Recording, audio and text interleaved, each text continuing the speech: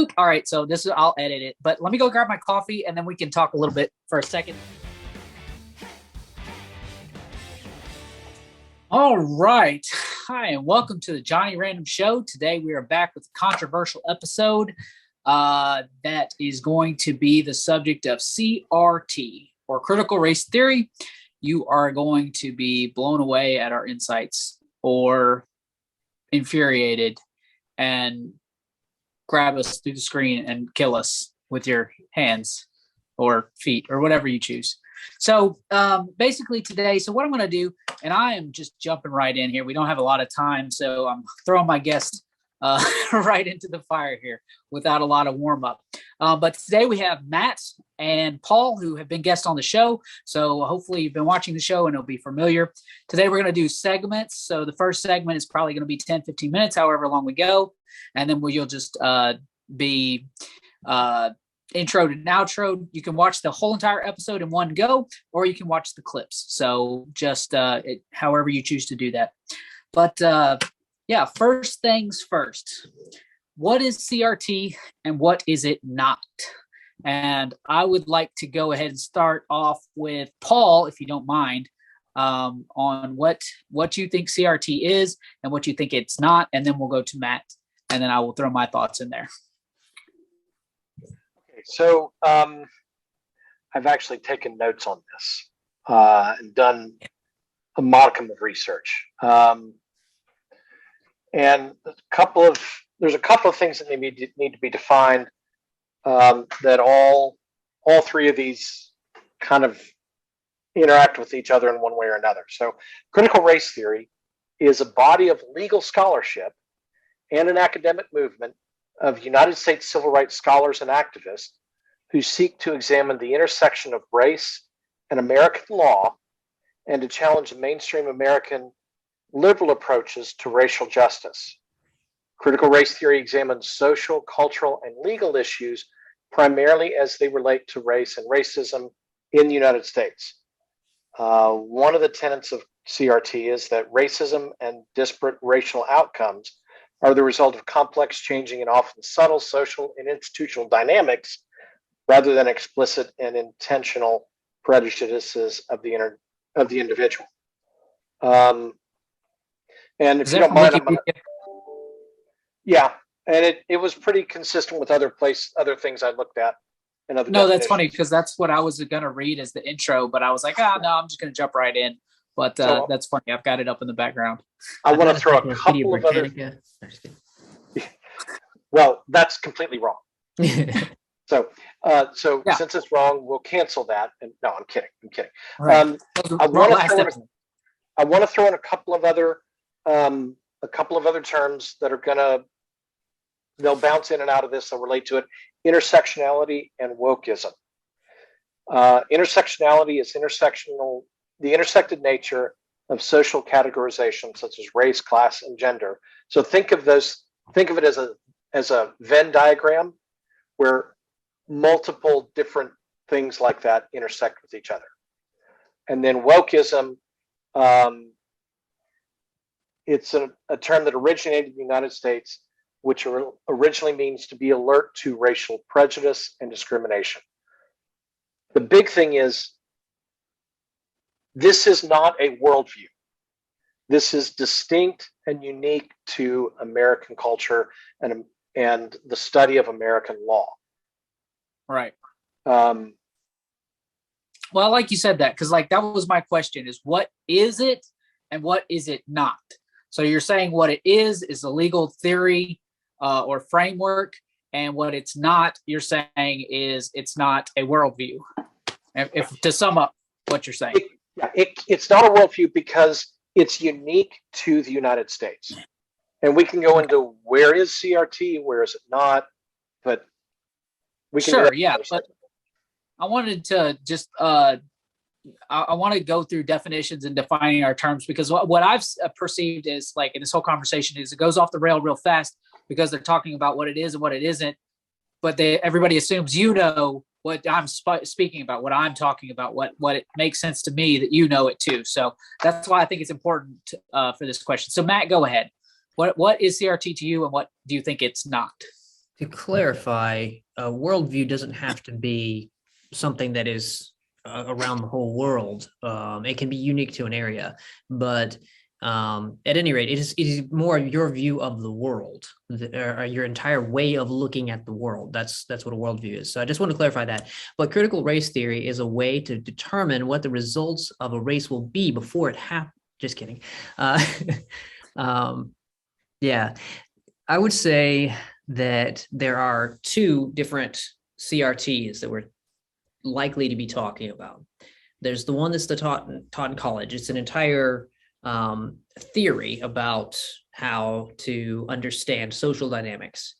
But more than that, we have to look at how it's being applied, because it gets applied in a very hodgepodge type of way in the literature, which is being protested. Where the reason that it's on our screen right now, I first came across it 5 years ago when I was in college.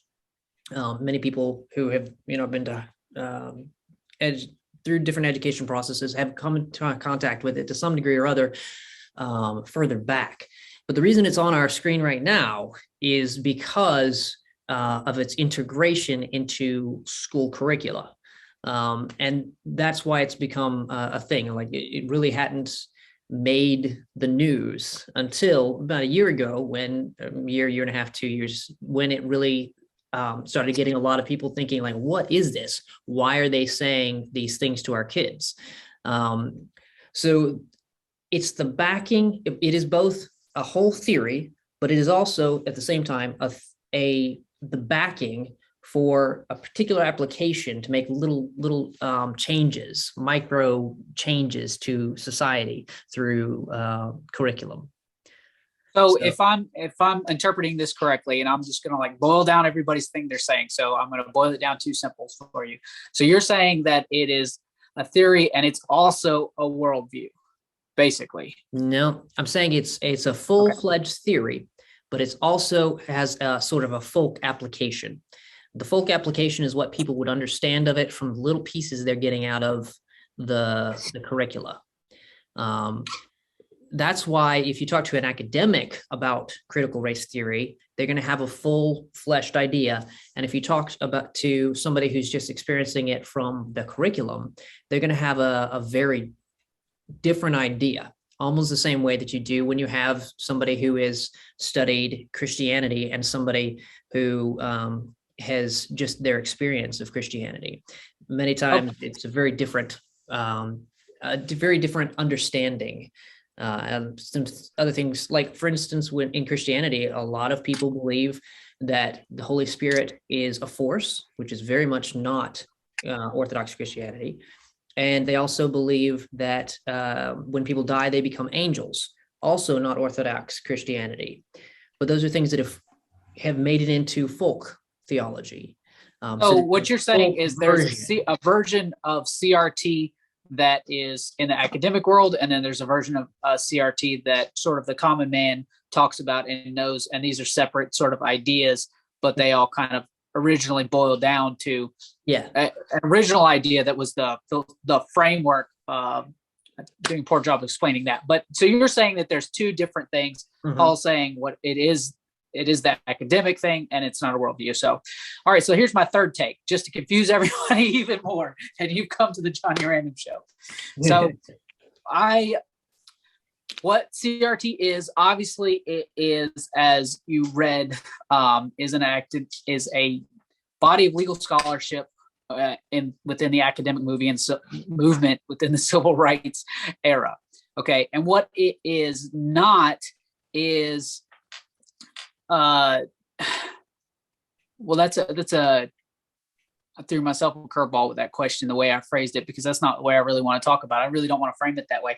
I kind of agree with what Matt's saying. There's like two different versions. So I'm agreeing with everybody here. So it's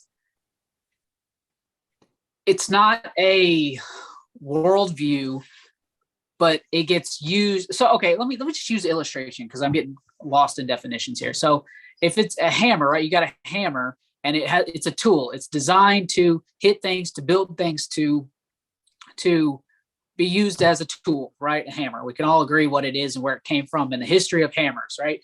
And then you could say there's somebody out here that's hitting people in the head with hammers, and it's attacking people on the street with hammers. Okay, that do what? Therefore, it's a weapon. Yeah, therefore it's a weapon. So hammers are bad. Okay, and then you could say, well, it's not an effective tool. Okay, so then they're like, okay, well, it's not really a weapon. It's a tool, right? So when you talk about it as a tool, okay, it's not a worldview. It's not a weapon. It's not whatever. We're talking about it as a tool, a way to think about. Okay, well, then we can argue the merits of. So that's what I want to do with this next section that we're about to go into.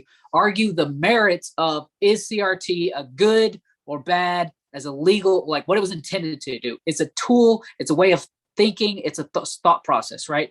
And then we're going to, in this another section, hopefully get to talk about it's being used as a weapon and how it's sort of being misused. But the fact that it is being misused is because there's two different versions. People, you can't,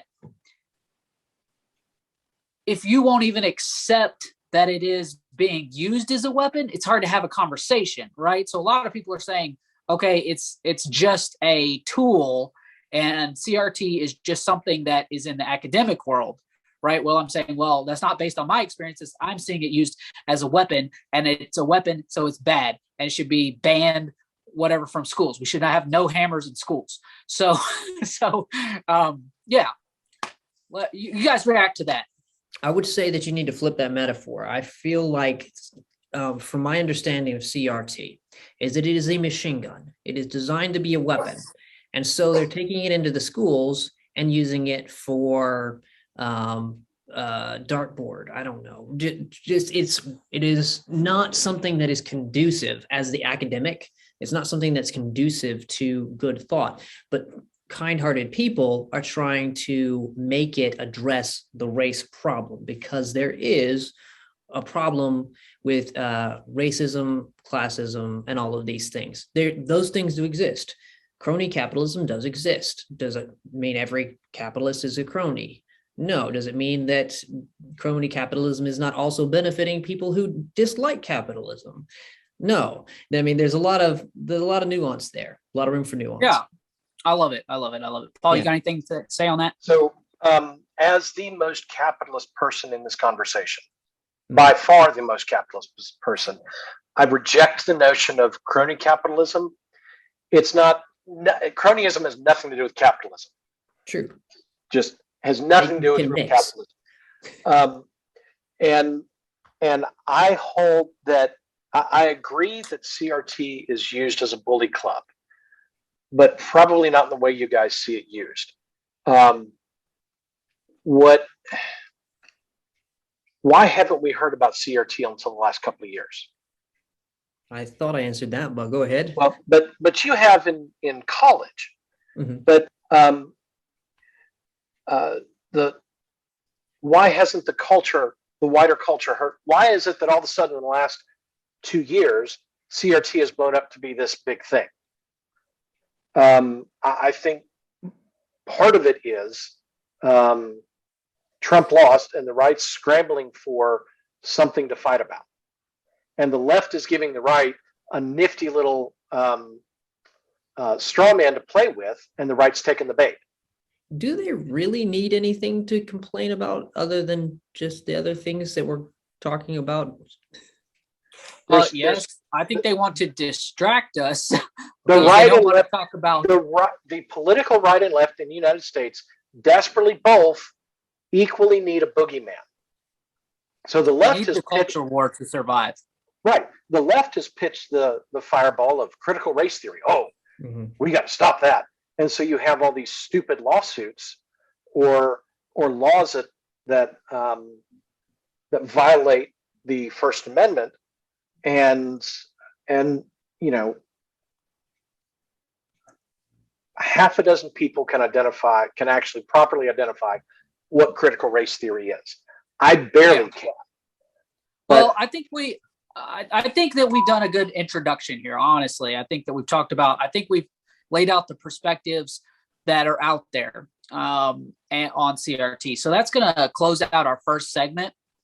And I hope you join us with the second one. If you were just tuning in to figure out what is CRT and what it's not, then hopefully we answered some of those questions. And we're going to dig into a little bit of racism, classism, Marxism, all the good things in our next section. So we'll be back in a few minutes.